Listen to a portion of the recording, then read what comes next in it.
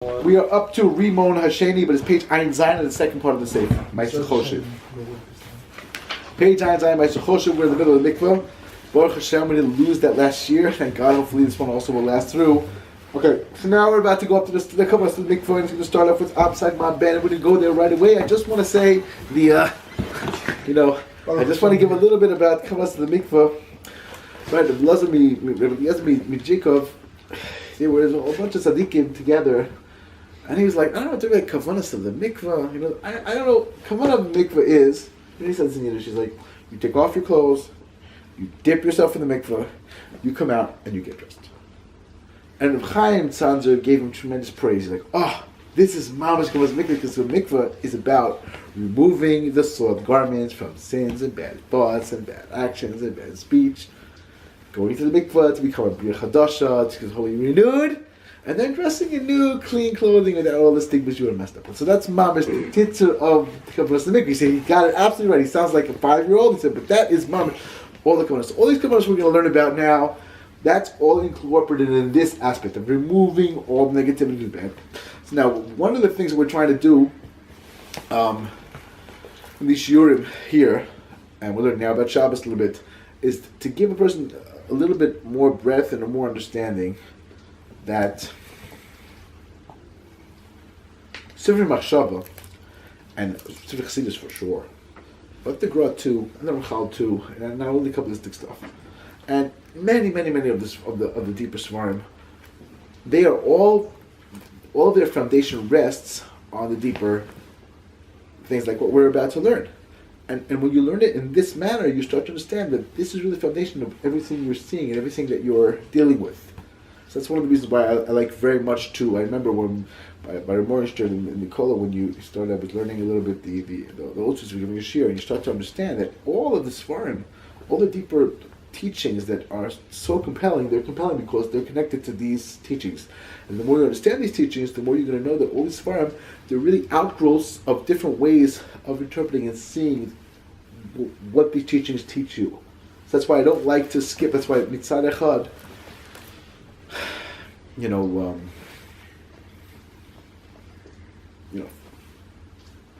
for us especially, that's the way it is.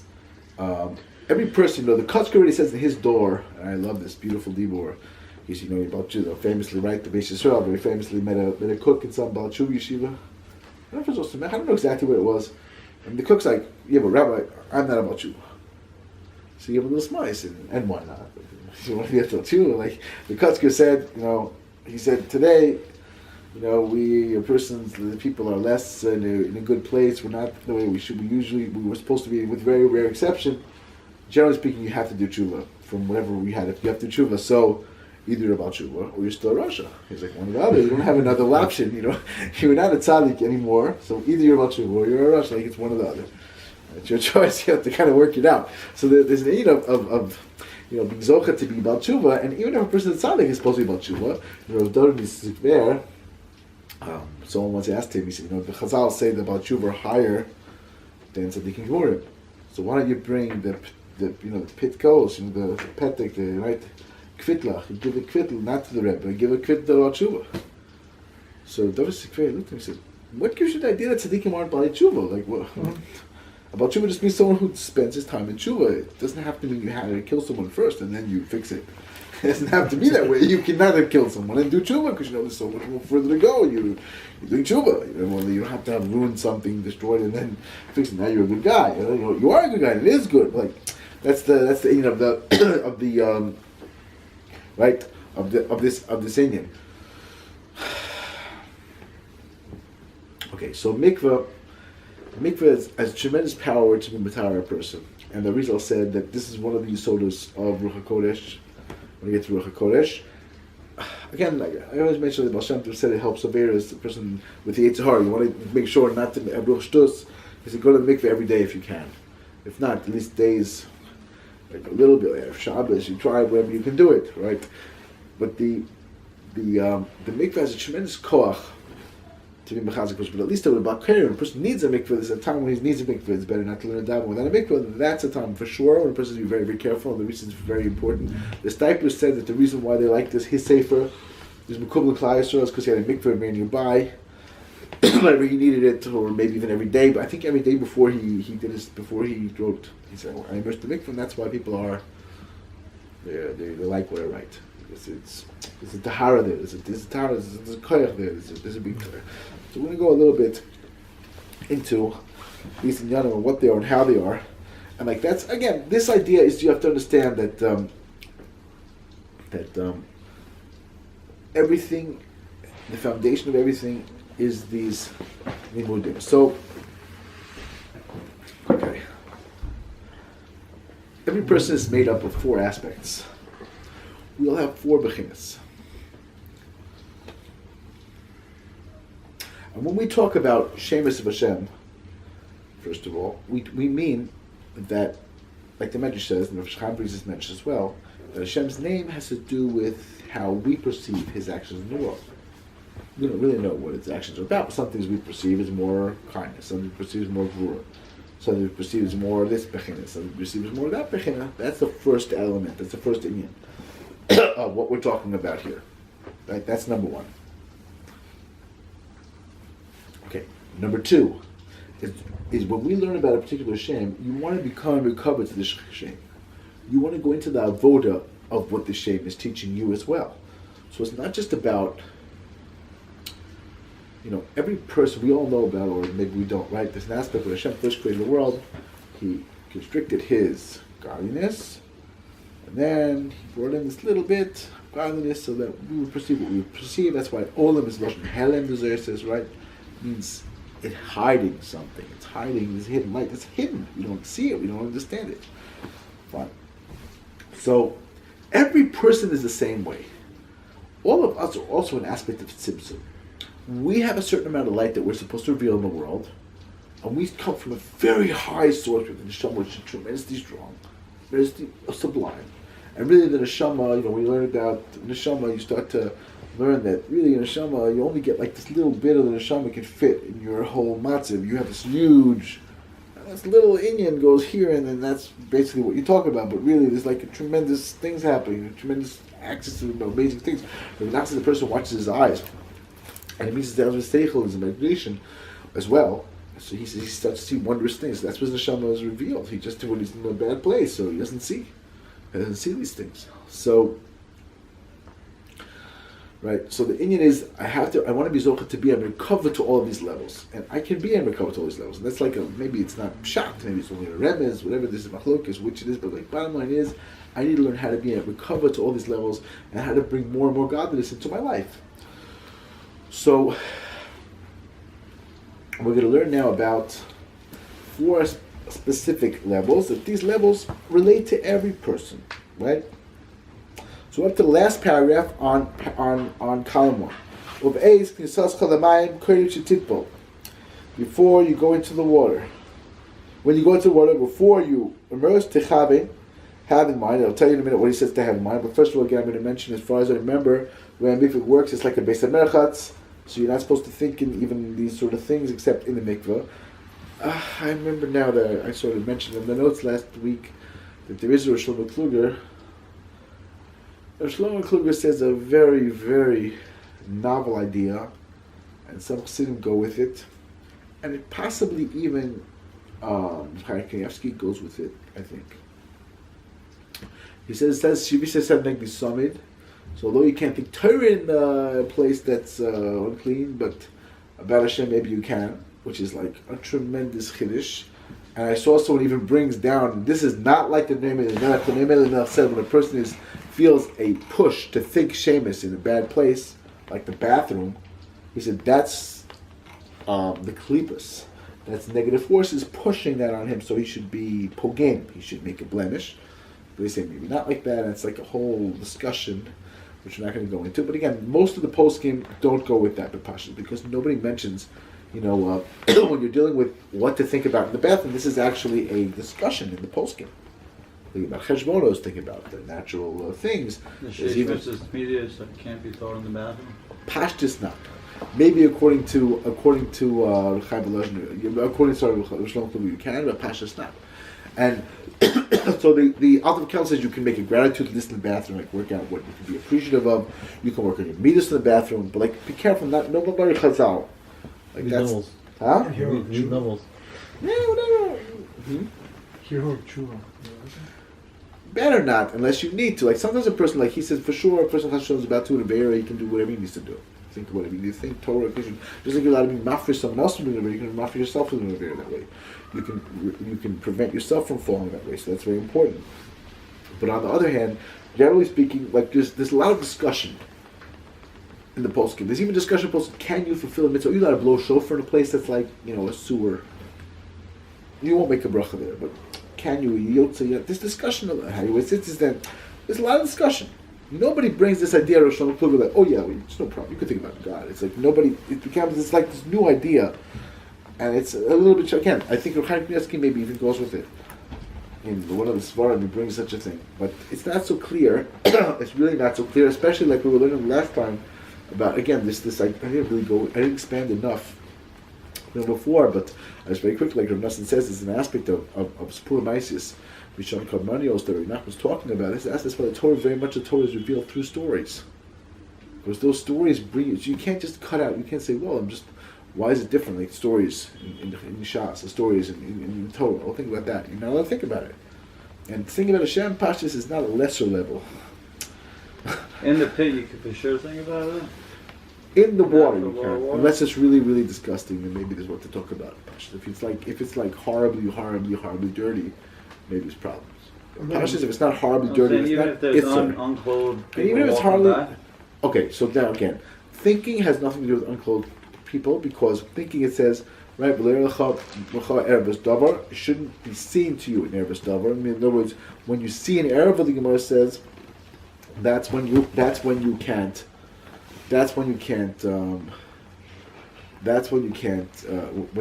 speak divrei Torah. Here is fine. In a place that's with whatever, like a bathroom or something, so then it's even hero is not okay.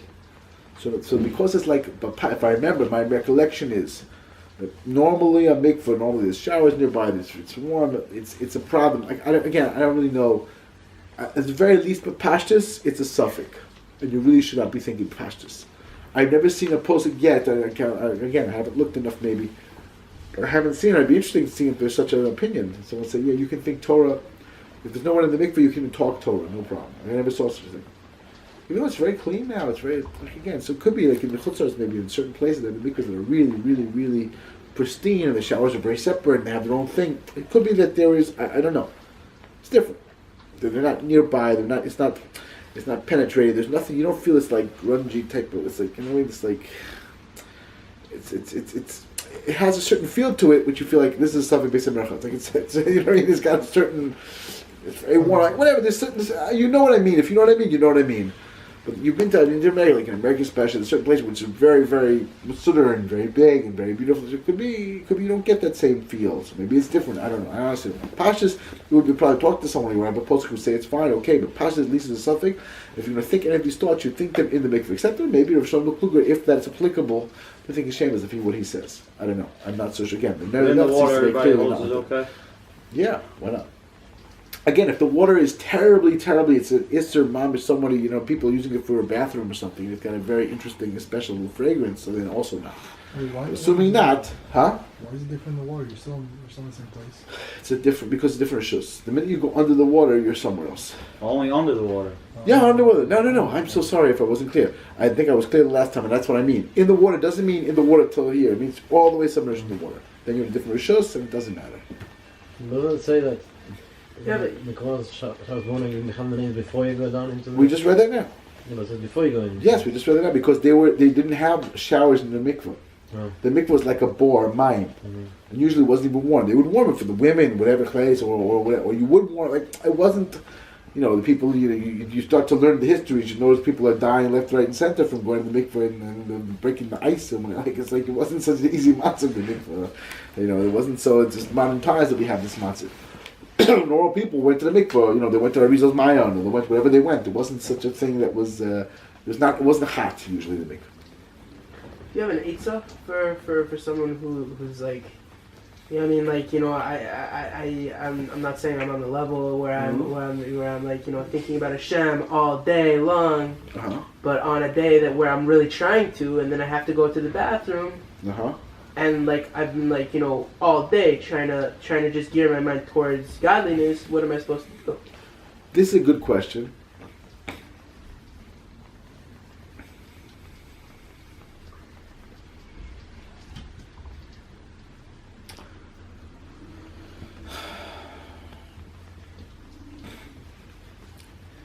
There's a lot of ways to answer, but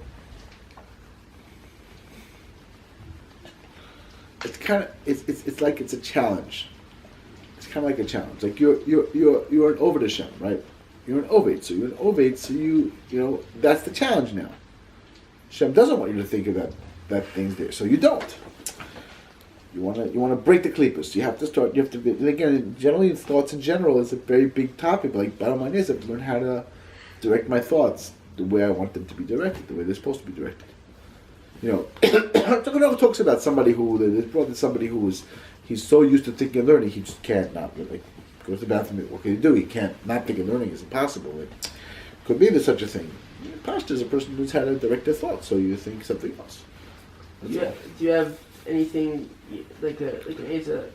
What should I think about? Yeah, gnus of it says that not like how could I have how does a person feel gaiva when he has this function? Even Paro knew. The person goes in the bathroom, he's out of the ballpark. You're not really that unbelievably, you know what I mean? You're just not like 100% and you need the bathroom every once in a while. It's just not, you know what I mean? It's something a little bit lowly. It's just the way it is. You know, so beforehand, you know, you're throwing out the klippus, whatever, you're doing a bira, but like the Maisa, that's when Moshe Rabbeinu Dafka met him when he was doing his business. He's like, listen, you're no different than anybody else. Just because you're very short doesn't mean you're like, you know what I mean? Like this little, whatever it is, it doesn't mean that he's something like, you know, unbelievably, he's still human, still mortal, you know. Yeah, gaiva is a good way to deal with it, but this again, just midos maybe is a good thing to think about. There's a lot of different things a person can think about, but the most important thing to realize is that then I'm challenged. I have a challenge and I want to overcome. Right, so now I want to get to like the right. You have so you're tzaddik. I want to do. I'm promising you every week. Upside my band. I just keep calling on these 4 aspects, and I want to get to them, and I can bring it down. It's not so. Yeah. You know, okay, so let's like. So we're going to go there, B'ez Hashem. Hopefully. Reis kelas l'mayim koyim titpo techavin shemilas mayim el tzaddik kimin test Yudin sheish b'shemas absag mamben. Okay. So the first thing to understand is that Absag Maben has 9 yuds, and that's Mayim. So the Mayim of the Mikveh reveals these 9 yuds. Wonderful. What in the world is Absag Maben? Right? That's the question. So like the Maisa, there are different aspects of the Shemus. So again, we have these 4 different aspects, and we can connect to Hashem in different areas and different things. So we have this beheimah, it's called Ab. Ab, this aspect is called Ab's all yuds. The Leshem explains briefly this beheimah of yuds, this little point you can hardly express what you're saying, where you're holding. A person gets to the place of bitul to Hashem. He's nullified to Hashem. And the way that Ramad Vallie talks about it, a person gets this place, this deep calmness and tranquility, serenity. He's in this place that's like above, he's totally above, like above nature. And everything's good, and he knows everything's right, and everything's the way it should be, and everything's how it's supposed to be. He can't even talk to someone else like what he feels. He can't explain it to someone. There's a bitul, either a very active bitul or a more relaxed bitul. Actually, yeah, you're in this place. That's called the beheimah. When you're connected to that world, atzilus of some level, right? Kula lukus, it's all Hashem. You really have that deep down. That's called Ab. When you spell Ab, it's all Yud. So you have Yud K Vav K is every Shem Hashem. We all know this. And the Miloi, the spelling of Ab is Yud Vav Daled. Yud is always the same Yud Daled, and it's all Yuds. Hey Yud, Vav Yud Vav, and then Hey Yud. That's called Ab, because it comes out to be 72. It's Gematria Chesed, because when you reach this level, what you're getting is an absolute freebie. It's just a kindness from Hashem. Yeah, sorry, can you repeat that one more time? I You didn't get that? I'm just kidding. No, I don't know. I just didn't know. It's too quick. I'm sorry. My apologies. So again, all the Absag Ma'bens is going to be a beheimah of. All the Absag Ma'bens is going to be a beheimah of, right? Yud is spelled Yud Vav Daled, which means every shem is going to have at least one Yud because it's got Yud Vav Daled in it, right? So the first shem of Ab is Yud Vav Daled, Hey Yud, Vav Yud Vav, and then Hey Yud. That's Ab. That's 72. If you add it all up, right? 20 is the first Yud. Hey Yud's 15. The last Hey is also 15, plus 12, right? 72. I don't understand. What is Ab? How is that? What are these? What are these telling different you. letters that are coming So out? first of all, okay. So then again, you have this because you have Yud Vav Dalet is how you write out Yud. Yeah, sorry, that wasn't there. Writing out Yud. How do you write Yud? You can write Yud as Yud K Vav K. Then you have another level of writing it out. Yud Vav Dalet. Yeah. And then Hey Yud is writing up the Hey. Vav Yud Vav, and then Hey Yud. That's the actual name of Ab. So Ab again, the Fidah Ramad Vallie is very deep serenity. Its connection is knowing that everything's from Hashem and everything is Hashem. It's when you're a place that's completely one with God, according to your level, and you can't even express to someone else what you're feeling. You just know it's above nature and it's like in a sublime experience. That's what's called Ab. Ab is connected to K Vav K. That's right. It's all four are connected to K Vav K. It's all four is how to spell out. And thank you for bringing it down. People don't know what I'm talking. Like, why is he saying these letters? Like what? So like right. So like bottom line, that's all of these four are different permutations, different ways to spell the name of Hashem. So that's one of the easiest ways to understand and conceptualize this concept is called Ab in terms of my avodah Hashem. You know, in terms of my avodah Hashem, when I reach a level of it's going to be Ab, I'm going to be connected. And that's why Ab is gematria chesed because it's a kindness from Hashem. Then you have Sag. Sag is Yud Vav Dalet, Hey Yud, and the next Hey is also Hey Yud. But instead of Vav Yud Vav and Ab, you have Vav Aleph Vav. Now we'll see why in a minute. But like first of all, let's understand what Sag is. The aspect is called Binah. It's a place of teshuvah. It's also above nature, and it's supposed to first of all actualize and bring the deep, sublime contemplations of this illumination of Ab into like the Maisa, like teshuvah, understanding one thing for the other. And so this is this aspect of teshuvah. When you do teshuvah, it's a very aggress avera. So to change yourself, really, you have to access a higher level. That's called this beheimah of Binah. That's the beheimah of Sag. It's Sag, and there's one mahalach is called Sag. It's a fire. There's a fire flame for Hashem. Like Ab, one mahalach, it's one of the easier ways. Let's go the other way. That's the last time I did it one way, now I'll do it the other way. There's one mahalach the Zohar calls the beheimah of Tamid Chochmah, like Nuni Hayam. It's like fish in the sea. You're just completely chilled, as it were. It's all cool. You know, you're in this beheimah of like just sublime connection to Hashem. And then the beheimah of Binah could be a beheimah that's called fire. There's a fiery connection to Hashem, and the on fire and being a lead, but your heart is on fire. You can do teshuvah, you understand one thing for the other, the way you ought to, right? That's all the beheimah is called. That's the beheimah is called Sag. That's why the Midrash to bring down that Sag is also a lesson of gas. Because supposed you feel yourself, you're there. It's a very corporate, very very strong, and very. You're not just checking out. You're here, and there's a beheimah of teshuvah. It's a fire. There's a purification happening. Fine. That's the called Sag. We'll see in a minute what's with that Aleph. What's that Aleph of Aleph? We'll see. So for how many Yuds do we have? We have 3 in Sag and 4 in Ab, right? Ab is again Yud Vav Dalet, Hey Yud Yud number 2. Vav Yud Vav is 3, Hey Yud is 4. And Sag is the same except Vav Aleph Vav. So that means we have 7 Yuds and these 2, and we'll get there in a minute, like slowly but surely. So then you have Ma and Ben. Right? Ma is Gematria Adam. When you're on the actual level, minimal kind of a level is when you're emotional, you're in a good place with emotional, you deal with your emotional states the way you should be. So you're in this place called Mas, Gematria Adam. So it's Yud Vav Dalet, all Aleph, Hey Aleph, Vav Aleph Vav, and then Hey Aleph. That's called Ma. Person's Adam, he's a person, and his emotional states are pretty much balanced. He's dealing with his emotions in a good way. It's Aviyur dveykus is there, right? You have Ahavas Hashem, Yiras Hashem, dveykus of Hashem, and different other aspects which maybe we'll talk about another time. We already spoke about them a bit. We'll speak about them again, but not necessarily now. That's called Mana. Really, that Aleph happens when the Sag, that Aleph of Aleph Vav is the Aleph from Eke, which is the name of Sag, another name of Sag, another name of Binah. When that Aleph from Vav Aleph Vav and Sag hits the Beheimah that we'll see about Ben, or this aspect, it can create in this aspect that's called Ma, Adam. You need access to Nefesh Hachaim, you need access to Hashem that way. Okay, fine. Very good. So that's called Ma. That's when your emotional state you're dealing with it. That's when you have an avodah and you have to figure out what to do and you have to figure out how things are. Fine. Then you have something called Ben. Ben is gematria beheimah, that he says, which means a person is dealing with the Nefesh Hachaim. When you're dealing with the Nefesh Hachaim, so you have nothing. It's in a place where you are you're just not emotionally there right now. It's very difficult, and everything you do is the most valuable and most precious. So when you deal with that, you have Yud Vav as always, and then everything is the same because it has nothing. It has to be given. Hey, hey, Vav, Vav, and then hey, hey, right? All these different aspects. That's called that's beheimah Nefesh Hachaim. But they take that and put instead the alfin. You have the alfin, you become Adam, and everything becomes the way it's supposed to become, the way it's supposed to be.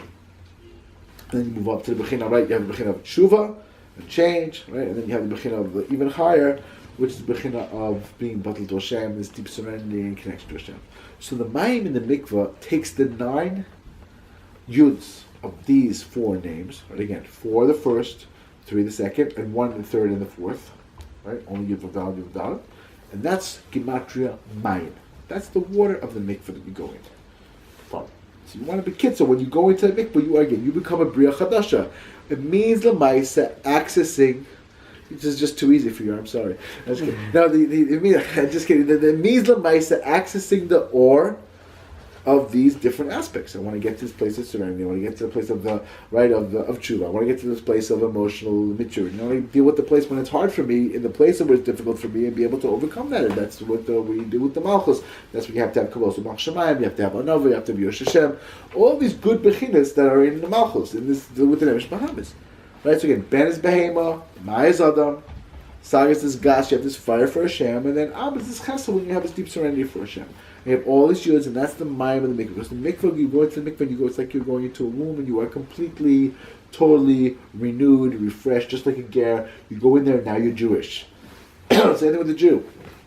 You go in there, now you're Jewish. Like I said, for the beginning of Rabbi Chaim Tzanzer, the Djikov, like this beheimah of you take off the old self, jump in, put on the new self, and you're going in. You know, Rabbi Chaim Tzanzer felt when he went to the mikveh. First of all, when he got undressed, he would when he took his tzitzis, he started to cry, and his tzitzis, he was really very emotional. Tzitzis is then he went to the mikveh he immersed 310 times. Now, Rabbi Eliezer was not a person who wasted a second. He was a tremendous lamdan. He did a lot of connotes, helped a lot of any Jew he could help, he helped. And Rabbi Eliezer was one of the Rosh Yeshiva that was wondering, what is he doing when he's immersing, dunking 310 times? It's kind of a long time. So he asked him, what are you doing? What are you thinking when you're immersing so much in the mikveh? So he said, I'm thinking a mikveh has the power to make you go a Jew. He said, it certainly should have the power to make a Jew a Jew. I want to be a Jew. I want to, I can do it. I want to, we can do it. You have to be so to make a Jew a Jew. Right? That's the story with, the Kleisberger Rav. I don't think I put it on. I don't think it's on the tape, right? I told before. I'm going to say again this idea. Again, this Avram ben Avram, right? This Ger Tzedek in Vilna.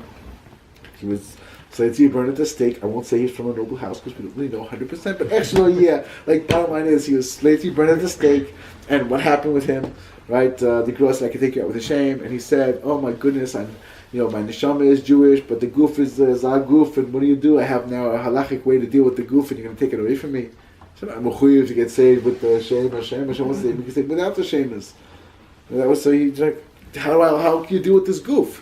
So the Kaiserberg, when he said it's over, he would cry and he said, "Oh, what do we do with this goof? The goof is a shver zach. It's not such an easy matzav. It's not so easy." So again, the mikveh is one of the easier ways of dealing with whatever way you can, trying to make things better, trying to make things easier. Fine, so let's do a little bit more, right? Mikveh oila kana eke deheim. Mikveh is kana eke deheim. Mikveh is gematria kas. Number 1. Mikveh is gematria Cochmah. Number 2. Right? The Baal Shem said the person who gets angry, the first thing you should do, if possible, is get into a mikveh. It'll bring the neshama back. There's the person who loses the neshama, brings it back. So it's also kana. Kana is when you have Aleph K. Right, Aleph K Yud K, right? Aleph K Yud K also can be spelled out in various ways, 3 permutations. We're going to talk about one of them now, although I think he's going to bring